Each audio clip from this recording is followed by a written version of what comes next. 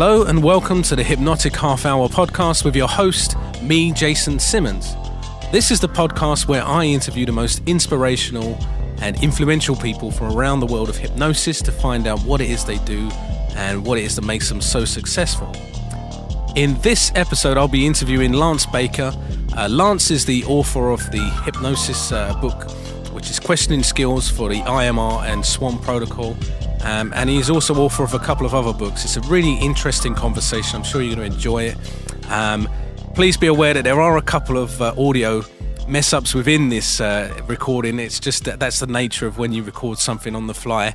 So I hope you sit back, enjoy the episode, and let us know what you think. Yeah, hi Lance. Thanks for coming on the Hypnotic Half Hour podcast today. How are you keeping? Great. Excited to be on. I've been listening to your podcast. Been enjoying it so far.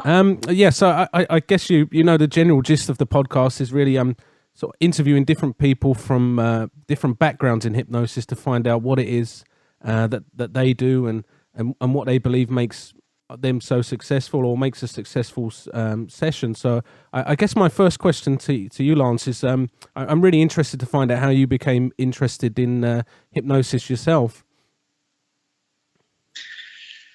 Myself was actually by accident, to be honest. I'd started doing energy healing things, and I didn't know at the time. I was a lot of what I was doing originally was self-teaching myself, just experimenting with stuff, and I was doing mesmerism, which is where hypnosis began. Okay. And so everybody I was practicing this energy healing on was going into a trance. And so I had to learn what to do with this trance thing that people were going into. I didn't know what was going on at first. And one of the mentors I had was also a hypnotherapist. And she was pretty shocked. She's like, how are you doing this? You're getting people into hypnosis. They're in deep hypnosis right now.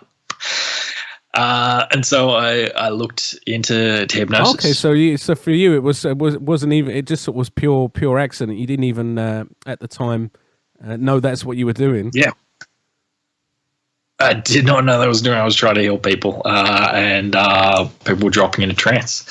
Since then, however, when I have start learning hypnosis, I found out I'd had introductions to hypnosis quite often earlier on in my life. I used to be in sales and management, so I'd been to a lot of sales trainings over the years. Right. Okay. Yeah. And sales trainings are NLP trainings. Yeah, it's interesting that because I spoke to Bob on one of the earlier, Bob Burns, and he came from a sort of sales background as well, and mentioned that it was all it's all a selling technique that we're doing, really. I mean, would you say that's a sort of fair point with hypnosis as well? Yeah, I've got a book out on Bob's thing, the Swan, and some therapy tools for that. And there's a big section I've got in there about sales. And a lot of what I use nowadays is some of the sales tools I had years ago that I learned how to sell the therapy to somebody, like sell the change to their subconscious and get it to take that on board and make that change. I think some fantastic hypnotherapists around there in the world have had their history in sales beforehand. So when was that when was that sort of process for you when you were originally healing people? Sort of what date was it that you, or what year do you reckon you discovered hypnosis yourself, or that what you were actually doing with hypnosis? It was only like 5 years ago. Okay, so yeah, but and how long had you been a healer before that, or? It was 5 years ago I started that. It was April 5th, 5 years ago. I started it because I had a migraine 24/7 for 9.5 years, so I remember the dates fairly well. And from when I started healing, that migraine just disappeared and went away. Something that had bugged me every second of every day for 9.5 years just disappeared. Sure. And you mentioned about that you've written a book. I actually read that book just a couple of weeks ago, the Questioning Skills for IMR and the Swan protocol. What was your sort of what led you to come about writing that book? Well, it was about 3.5 years ago, I first found the Swan, and I'd found it because I was asked for the Australian Hypnosis Academy. I was teaching with them. I was asked to bring Bob out and teach his thing. So I thought I'd better check this out. So I YouTube Bob Burns and Swan, and seen some old videos he done that he hates that are on there, and a self-swan thing. And I sat down and I self-swan myself, and was blown away. And so I wanted to practice as much as I could. So I went out there, and everybody that would let me, I swanned. And more it just opened my eyes up. And from that questioning with the Swan of just having that constant feedback, it was a lot more than I was getting with ideomotor response. So it blew my mind. It changed the way hypnosis worked for me. Changed the whole way I talk to the subconscious, from having thousands of hours now with the conversations via the Swan protocol. And so I'd end up bringing Bob out to Australia 3 times now. And the last time he wanted to do a class together. So normally he just teaches a 2-day thing, but he wanted to teach a 3-day thing and get me to do a day based on what I'd been doing with the Swan. So I had to get writing to write a workbook. And so that was the inspiration for that book. And so I delivered that. It was quite an enjoyable weekend. Yeah, and so for people that are listening at home that might not know what the Swan is, like, how would you sort of sum that up, or how would you describe that if someone was asking, say, for the first time? I mean, I'm aware of it, but it may be people that don't know what it is. The Swan is one of the weirdest things out there, to be honest. It's as not quite hypnosis, but it's everything hypnosis. So the person's fully awake, fully aware of everything's going on. They've got their hand up in the air, so it looks vaguely like a swan. And their job is to do nothing. They just sit there like a goose doing nothing. And you talk to their hand. And the hand starts talking back to you. So it's kind of like an ideomotor response, but it's not, because it's much clearer than I find ideomotor response. And you can get it to actually talk. You get it to use their voice. You can get it to use their hand and write. I've had it draw pictures for me. It's not an ideomotor response, but it's clear communication with that subconscious. So that's the parts within. Sure. And so when you're working with clients on an individual basis, like how would you set up a session? Would you always sort of default to the Swan, or do you ever, like, because I know Bob sort of has a set sort of, not a script, but a template, if you like, called that he calls the wall. Do you sort of stick to a template yourself? Like, what would it be if someone was coming into you for the first time, say, for instance? Like, how would you set that session up with that individual? To start with, I sit down and have a chat with them, find out what's been going on, what their issue is. I give them a little bit of conscious tools that I presume they're going to need afterwards, that I'm going to weave in with this therapy. So they've got something to work with their thing to do. And then I tell them to sit down and do nothing, and I'll do the Swan and get the subconscious on board. Occasionally I'll do a more traditional type of hypnosis straight up, or I'll do some mesmerism. Generally I save those for a later session, and my first introductory one is usually the Swan, because after I've made that contact, if I've got them in hypnosis or I've got them in mesmerism, that Swan's still going to talk well and move their hand usually. And I can find those resistances. The perfect thing about the Swan is it's got a way to say no. So I know I'm meeting a wall. I had one today. It's yes was it shook the hand side to side, and his no was up and down, like it was nodding. So it was doing everything backwards to begin with, but it was fighting most of the responses. So I had to dial down the therapy, or what I wanted to do, a lot to just get it started, to get it to see it could trust me, and that I had the client's best interest at heart. So that's the main reason why I like to start the Swan, because I can treat the thing that I'm working with, that element of their subconscious, like a normal person, and build a bit of rapport up, and get in on board with me to be helping the conscious person. And do you sometimes find that if you start with a swan and say, for instance, you don't get that say trust from that subconscious, that you don't make contact initially, but it's something that you might make in sort of future sessions, or do you find it works that way sometimes? Yeah, well, to be honest, it's rare I found a subconscious I haven't developed that trust with, because after I've started talking with it usually gets the picture pretty quick that I'm only here to help the person. Yeah. That one today was a rare thing, but I got there towards the end of that session, and it was on board, and it was help. I just had to go a lot slower than I normally would with how much change I'd be asking for in the first session. Sometimes you can get perfect result first session. Sometimes you've got to do 3 or 4 sessions. Everybody's different. I'm never a believer in a single session protocol. I always think you need to at least see the person one more time to let that part inside know it's either done the right thing, and congratulations, you're awesome, or you've done good, but you need to tweak this and this, or you have not listened to what I said at all. Or do you care about this person? Let's make this change. Yeah, because I guess that's the problem, is it? Is sometimes if you do like a one session fix, you never really know if there is a fix or if that person is free of that, unless you have that follow up session. So I guess that's important, isn't it?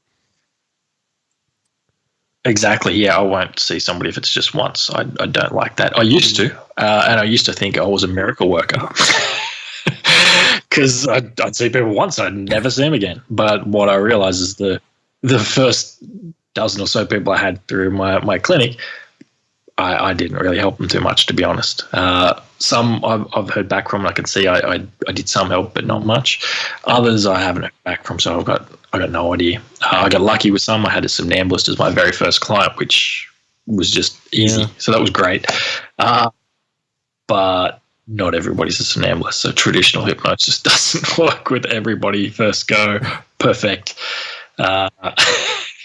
These are the things you learn along the way, that you've got to treat everybody differently and treat every subconscious differently, and work outside the box sometimes. Yeah, and so how do people often react when you when they sit down in the chair and then you start to talk through what the swan is like? Because it's quite an odd thing, isn't it? And I've had some quite strange responses. People look at you like you're a nutcase sometimes.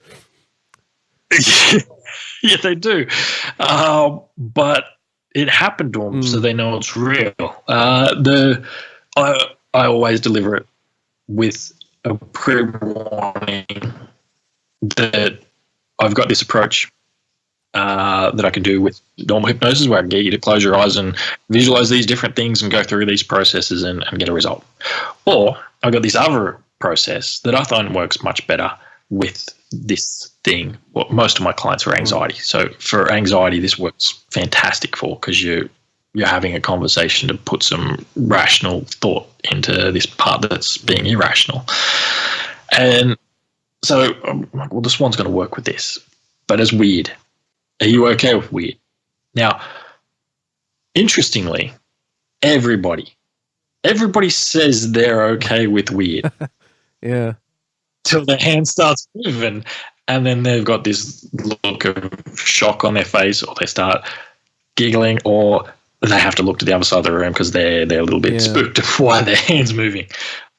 And this is where I pause them and I say, are you okay? Do you want to keep going? I did tell you this was weird. Is this too weird? And usually they'll be like, nope, I'm okay. Yeah. Let's keep going. Because they know something magical is happening now.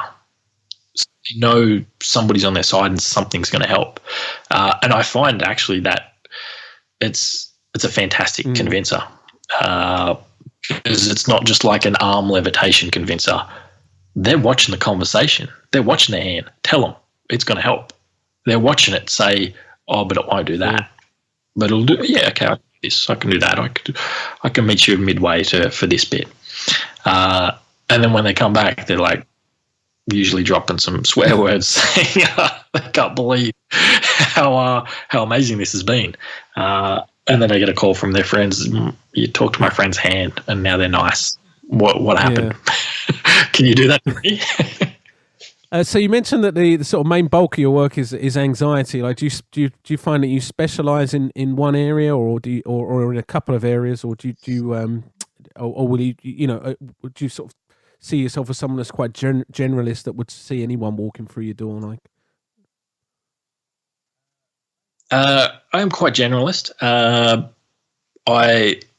There's a couple of things I don't do much of. I don't turn people into chickens. That's something I haven't added to the repertoire yet. Apparently, that's on all of our business cards, though. I work occasionally with smokers, but not much. My office is linked with a gym, so I do a fair bit of weight loss. But the bulk of my work is anxieties, and it wasn't that to begin with, but I had a few anxiety people, and somebody who's had their life crippled by anxiety of just not being able to get out there and do things, to suddenly have a cheerleader inside cheering them on with everything rather than putting them down all the time. They talk to their friends a bit, and their friends start to see how much different their life is, that they want to have the same. So I've got walking anxiety billboards all the way around my city because that's what work I've done. I do something that only a couple of people work with around the world. Felix Economatis, I'm not sure if you know him. He's done a bit of work with Bob. So he came out to Australia a couple of years ago and taught his selective eating disorder ARFID protocol here, and it was actually something I'd struggled with my whole life. I had a handful of foods that I could eat, and so I hijacked one of his clients and sat next to him and just copied in on the therapy he was giving them in the class, and I got the result. And so there's, I think, 4 of us in the world that he's got certified. So I have a fair few that I see with that. Really, that's kids. But that's amazing to have that change for people, because I was there myself. I know what it's like to have extremely limited food choices and the embarrassment and struggle that comes from that. And then so you work with mainly children to overcome those sort of selective eating disorder issues. Well, generally it's children. Most adults that have got it are just used to it and figure it's something they can't change. But I have had a couple of adults that have been in on that. And I just had one yesterday, and he's the naturopath that referred him to me had just sent me an email just before this call saying he ate dinner with his girlfriend's family last night and loved it. So I'm a legend in their family, apparently. And in terms of sort of change like that you've seen in the therapy room, I mean, what's sort of some of the most, the cases that stick out in your head as being, the most extraordinary, really, or experiences that you might have experienced in the therapy room where something's happened that's completely surprised you, like if you can share those. I know obviously there's a level of confidentiality in. Mainly trauma work stuff that I've done. People that have had their life crippled from some trauma where they can't get out and do anything. And I talk to that part and get it reasonable.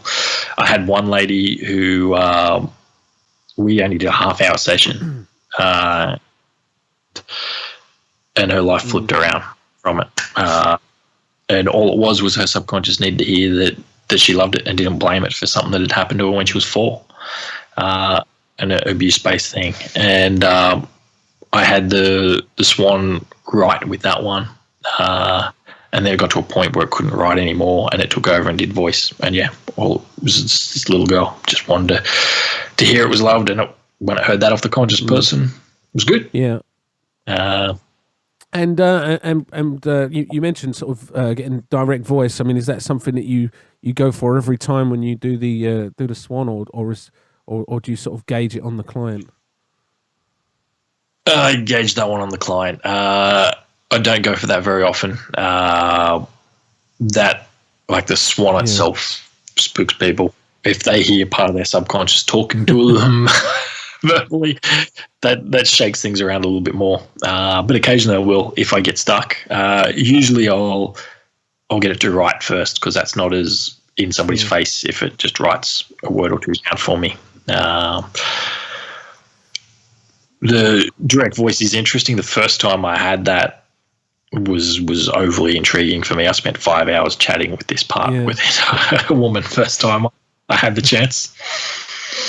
And what sort of, I mean, I guess what parts of you had come forward with that? Because I know with Bob, he's mentioned that he's had parts that, you know, he sort of qualifies with the real or imagined heading that have come forward that have claimed to be, you know, Nazi doctors, and you know, he's had some quite weird sort of things coming through. When he's had people in the chair. Have you had any experiences like that at all?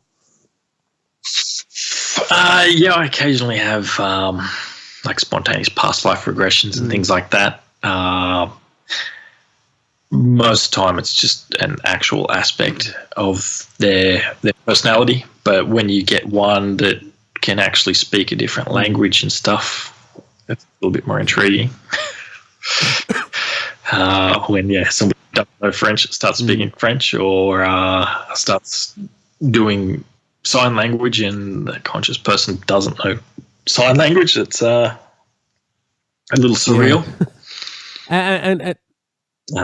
And with your book, Lance, I mean, if someone is interested in getting that, like what can they expect to find in the book?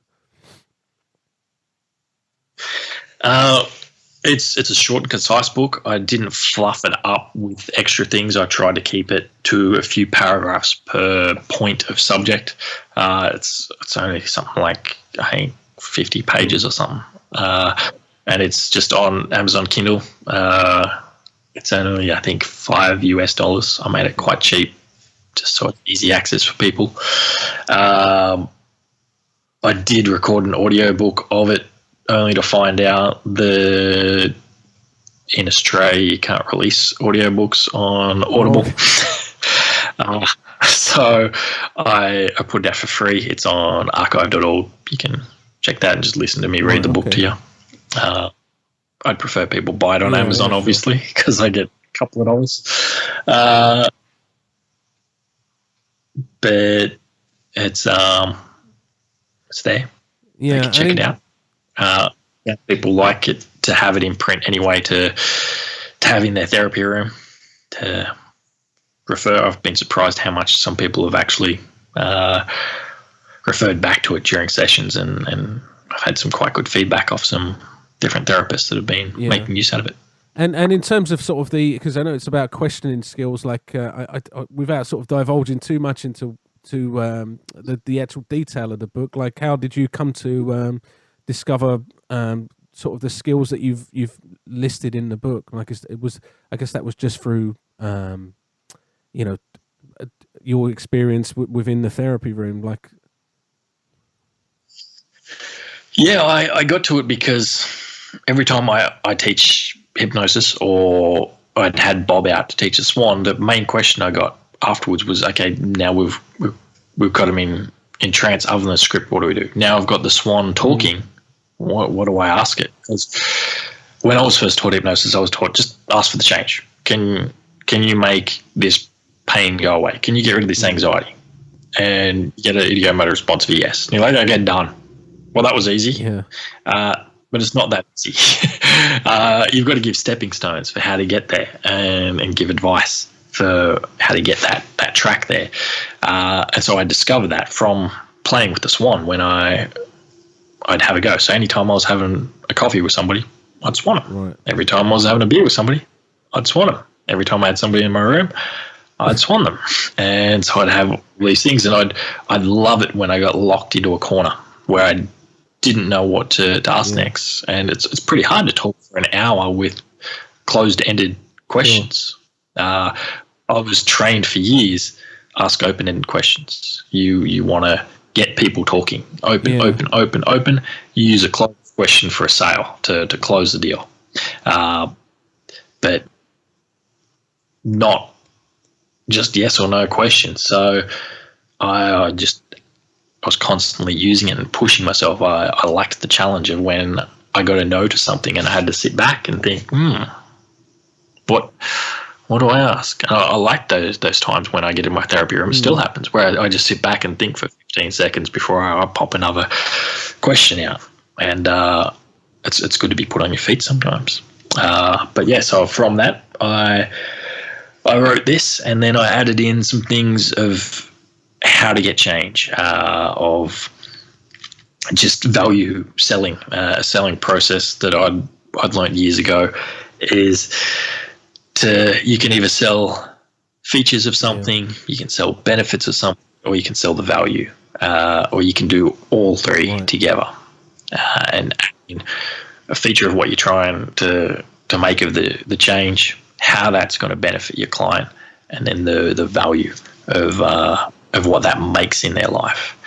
Because change won't happen if the cost outweighs the benefits. You've got to make the benefits outweigh the costs, and then that change happens. Sure. And so when you're talking with the subconscious, you're sort of highlighting these benefits to the subconscious. Almost like you say, selling it selling the change to the subconscious, I guess. That's exactly it. My list of products is whatever we've talked about in the first half hour when they first come in of what change they want. I've got, okay, well, this is what the client wants. I've got to find a way to sell it to that part inside that's doing a different job, because that part inside you is only working to protect you and keep you happy. That's all it's doing. It doesn't realize that it's messing up by anxiety. Is an overprotective mum inside. It's a character inside you just constantly tapping you on the shoulder saying, hey, Jason, have you got your raincoat? Hey, Jason, have you got your raincoat? Hey, Jason, have you got your raincoat? And you can scream out, look, I've got my bloody raincoat, or it's not going to rain today. Who cares? It's going to keep tapping on the shoulder till it knows you've got that message. And so I give it a way to either know it's got the message through or give it permission just to keep them safe and not keep hounding them and nagging them to the point of exhaustion. And it works. They have that change. They shut that voice up inside that they've never been able to shut up before. And so what do you think makes what do you think are the sort of key elements to making a successful session or with someone? Well, the key elements are different after they've walked out. So they've got something to notice throughout the next week or two.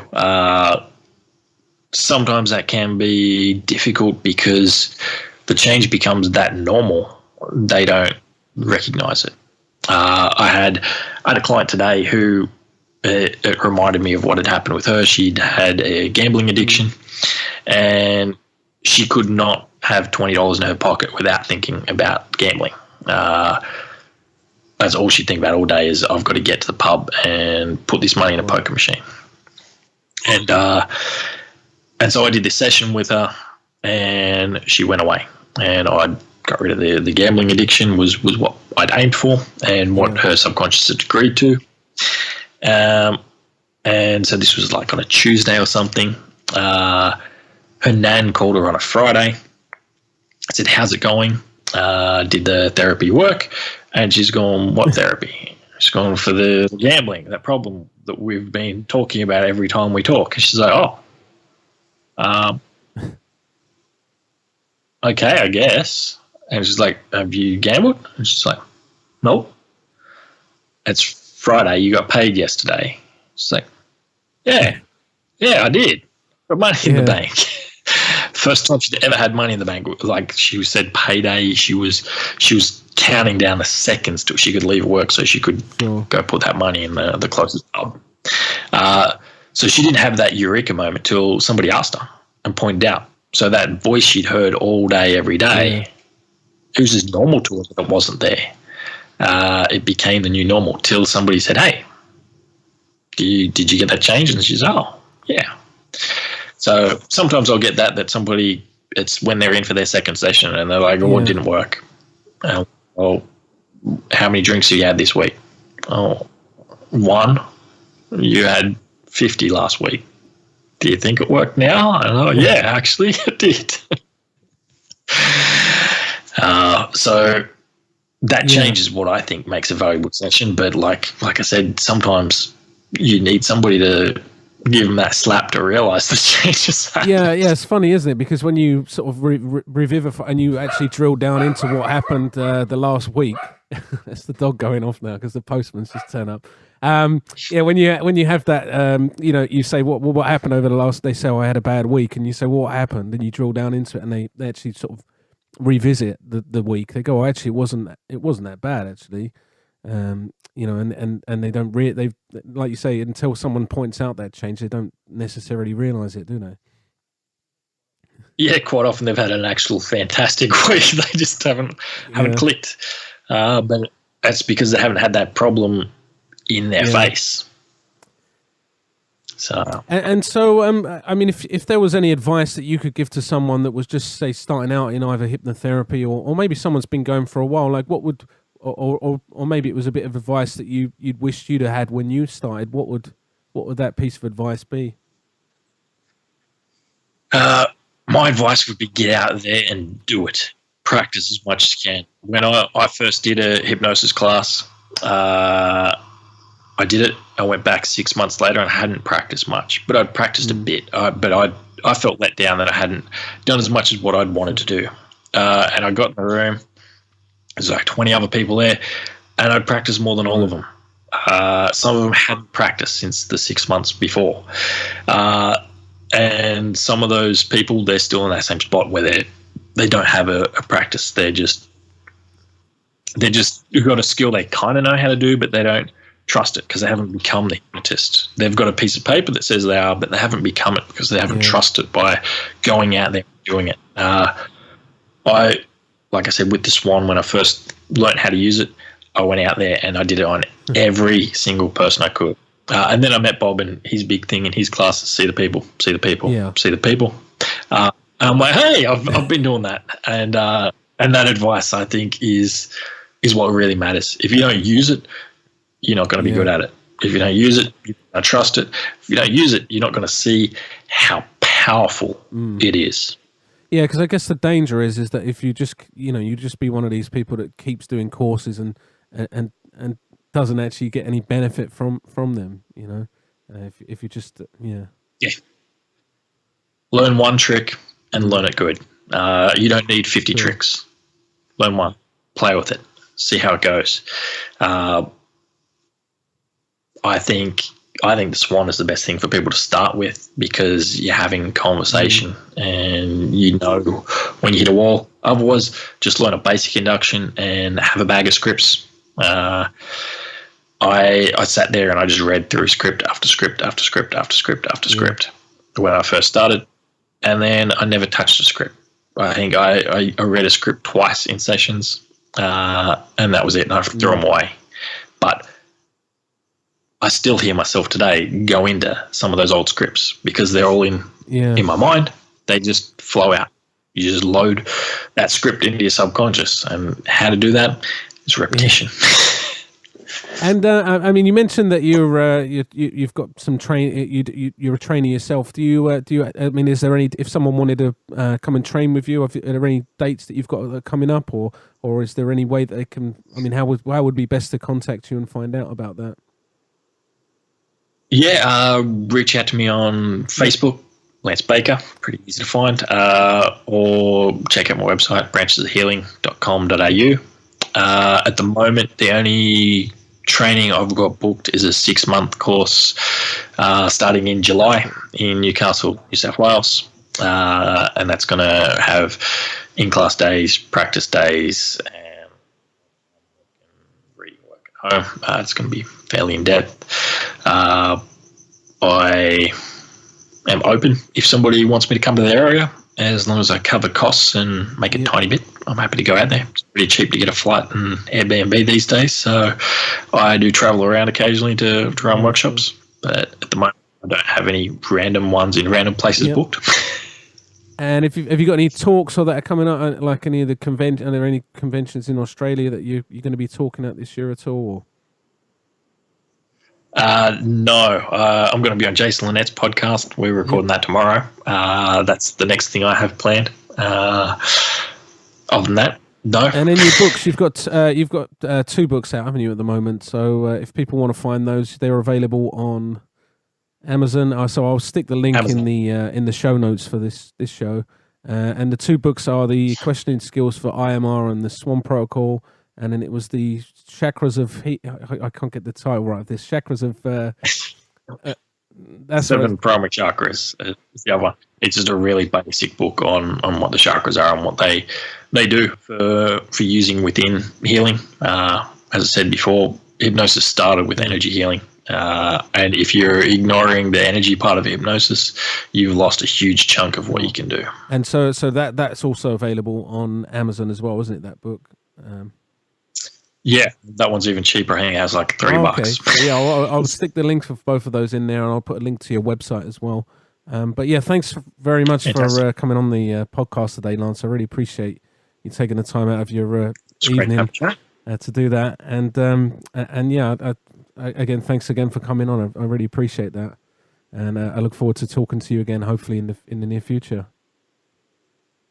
Excellent. I look forward to listening to the rest of your podcast. Thanks.